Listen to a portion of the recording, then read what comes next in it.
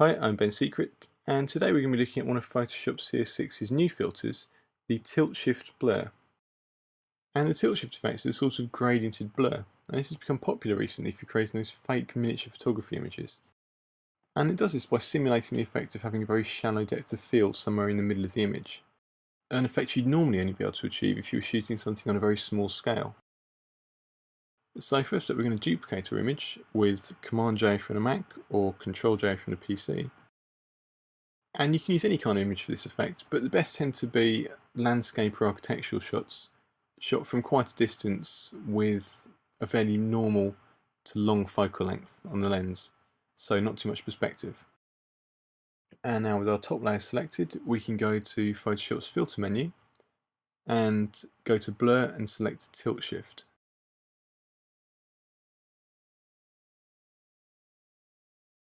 And straight away we're presented with these lines dissecting the image and a sort of progressive blurring effect with the focal point in the middle and a strip which is in normal focus.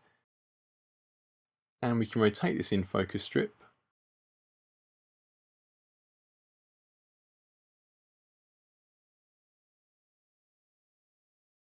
Then we've got a dotted line either side which is where the blur effect fades in.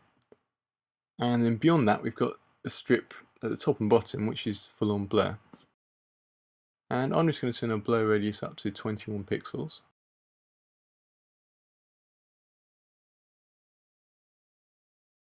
And move the focal point to somewhere in the middle of this village scene. Now bearing in mind this effect is simulating depth of field, we can drag these lines to adjust how the blur fades in and how it fades out. So I'm going to use them to sort of track the depth of the landscape. So I'm going to make our in-focus region narrower.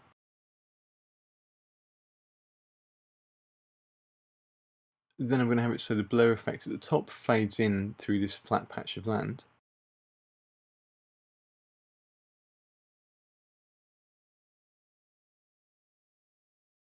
Then I'm going to bring the blur effect in sooner at the bottom, where we've got these trees right at the front of the image. And then we've got this distortion effect, which adds a sort of zoomed perspective to the blurring. And turning this up can help create an extra sense of depth and scale and of us being zoomed in on a small scene. Turning it down does the inverse, but I'm going to use it on about 80%.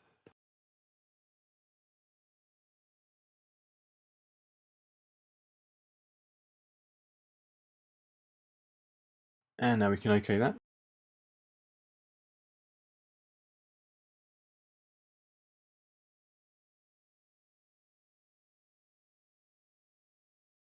And the second part of this effect is giving ourselves some vibrant toy-like colours. And we can do this just turning the saturation up as normal or using the vibrance controls. But I'm going to use a slightly different method here. So first up, duplicate our tilt-shifted image and now go to its blending mode and select colour.